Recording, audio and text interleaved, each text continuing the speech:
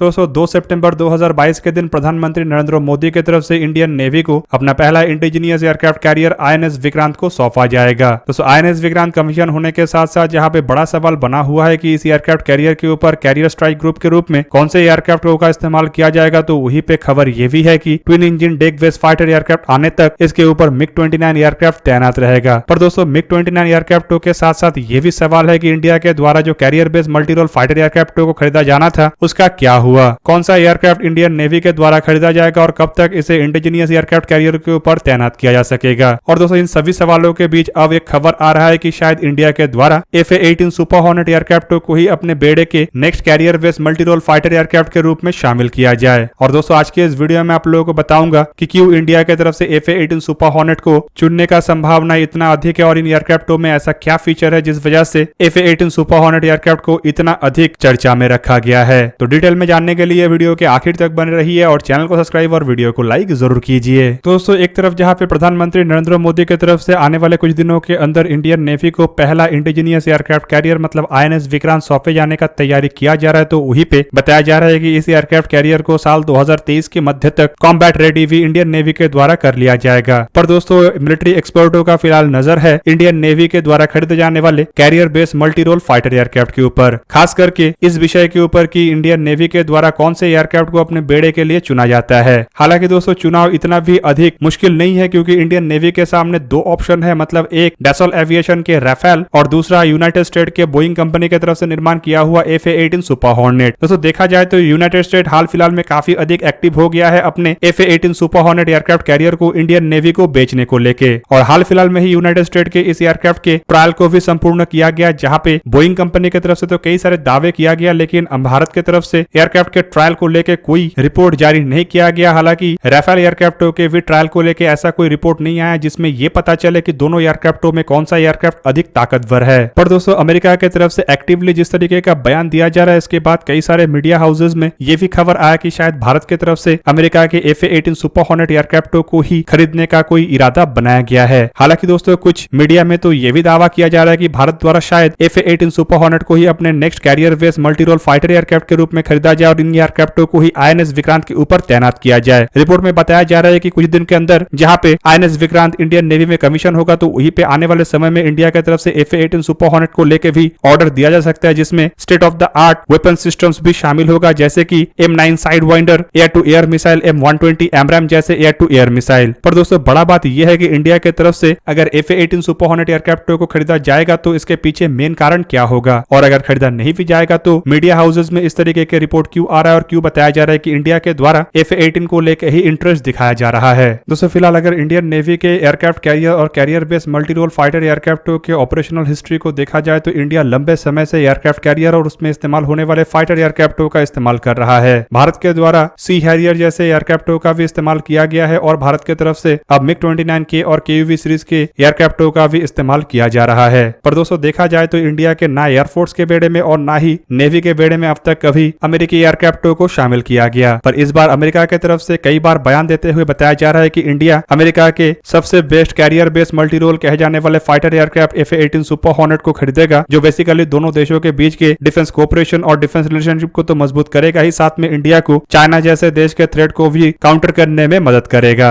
हालांकि दोस्तों इंडिया के एयरक्राफ्ट कैरियर आईएनएस विक्रांत को देखा जाए तो ये 40 से 44 हजार टन के भारी भरकम एयरक्राफ्ट कैरियर है जो अमेरिकी सुपर कैरियर के मुकाबले में वजन में काफी कम है। वहीं पे दोस्तों इस वजह से सवाल तो बना हुआ है कि FA-18 सुपर हॉर्नेट जैसे advance carrier based multi role fighter aircraft को क्या इस एयरक्राफ्ट कैरियर के ऊपर इस्तेमाल किया जा सकता है जो कैटेपुल लॉन्चिंग सिस्टम से लैस नहीं है। Basically FA-18 super hornet aircraft को अमेरिकी एयरक्राफ्ट कैरियर के ऊपर से स्टीम कैटेपुल लॉन्चिंग सिस्टम या फिर इलेक्ट्रोमैग्नेटिक कैटेपुल लॉन्चिंग सिस्टमों से ही ऑपरेट किया जाता है। पर दोस्तों एयरक्राफ्ट के जो एरोडायनामिक स्ट्रक्चर है उसकी वजह से इन एयरक्राफ्टों को स्की जंप से भी ऑपरेट किया जा सकता है और हाल ही में अमेरिका की तरफ से इसका डेमोस्ट्रेशन देते हुए यह साबित किया गया कि इंडियन नेवी के एयरक्राफ्ट कैरियर आईएनएस विक्रांत के ऊपर भी FA-18 सुपर हॉर्नेट जैसे एयरक्राफ्ट का तैनाती हो सकता है। और दोस्तों खाली तैनाती नहीं बल्कि ये एयरक्राफ्ट भारी भरकम पेलोड को लेकर भी उड़ान भरने में सक्षम है। पर दोस्तों क्या इसका मतलब ये है कि FA-18 super hornet aircraft Indian Navy के लिए एक बेहतरीन चॉइस होगा और राफेल M जैसे एयरक्राफ्टों से ये इंडियन नेवी के लिए बेटर ऑप्शन होगा। फिलहाल दोस्तों दोनों एयरक्राफ्टों को ही अगर कंपेयर किया जाए तो यहाँ पे नहीं कहा जा सकता है कि कौन सा एयरक्राफ्ट बेहतर है और कौन सा एयरक्राफ्ट खराब है क्योंकि दोनों एयरक्राफ्ट ही 4++ जनरेशन के एयरक्राफ्ट है। हालांकि दोस्तों दोनों एयरक्राफ्ट एयरक्राफ्टों के अगर एयरफोर्स वर्जनों को कंपेयर किया जाए तो यहाँ पे काफी हद तक Rafale aircraft FA-18 super hornet को चुनौती दे सकता है, पर नेवल वेरिएंटों के मामले में यहाँ पे कहानी थोड़ा अलग है। दोस्तों बेसिकली अगर देखा जाए तो इंडिया का फिलहाल इंडियन ओशन के ऊपर पकड़ काफी मजबूत है, पर ये आने वाले समय में कितना मजबूत रहेगा ये डिपेंड करता है कि इंडिया अपने नेवी को किस तरीके के हथियारों से लैस करेगा। क्योंकि दोस्तों चाइना जिस तरीके से इंडियन ओशन के अंदर कदम रखने का प्रयास कर रहा है और जिस तरीके से एक के बाद एक एयरक्राफ्ट कैरियर का निर्माण कर रहा है, इससे इंडियन नेवी को केवल मात्र एयरक्राफ्ट कैरियर ही का आवश्यकता नहीं है, बल्कि इसके साथ साथ एक ऐसे फाइटर एयरक्राफ्ट का आवश्यकता है जो चाइनीज नेवी को समुद्र के अंदर भी चुनौती दे सके। और इस मामले में FA-18 सुपर हॉर्नेट एयरक्राफ्ट को राफेल M के मुकाबले में अधिक क्षमताशाली के रूप में देखा जा रहा है और इन एयरक्राफ्टों के एयरक्राफ्ट कैरियर के ऊपर से या फिर कहे तो समुद्र के ऊपर उड़ान भरने का जो क्षमता है ये अधिक टेस्टेड है। हालांकि दोस्तों दोनों एयरक्राफ्टों के जेनरेशन एक ही है, मतलब 4++ जेनरेशन का दोनों ही एयरक्राफ्ट है और साथ ही साथ एक्सपर्टों का यह भी कहना है कि दोनों एयरक्राफ्टों में कॉम्बैट कैपेबिलिटी लगभग सेम ही है और काफी बेहतर है। लेकिन इनमें FA-18 सुपर हॉर्नेट एयरक्राफ्ट के कुछ ऐसे फीचर है जो इन एयरक्राफ्टों को career based multirole fighter aircraft के मामले में राफेल M से बेहतर बनाता है। दोस्तों कई सारे एक्सपर्टों का कहना है कि अगर लॉजिस्टिक के टर्म्स में देखा जाए तो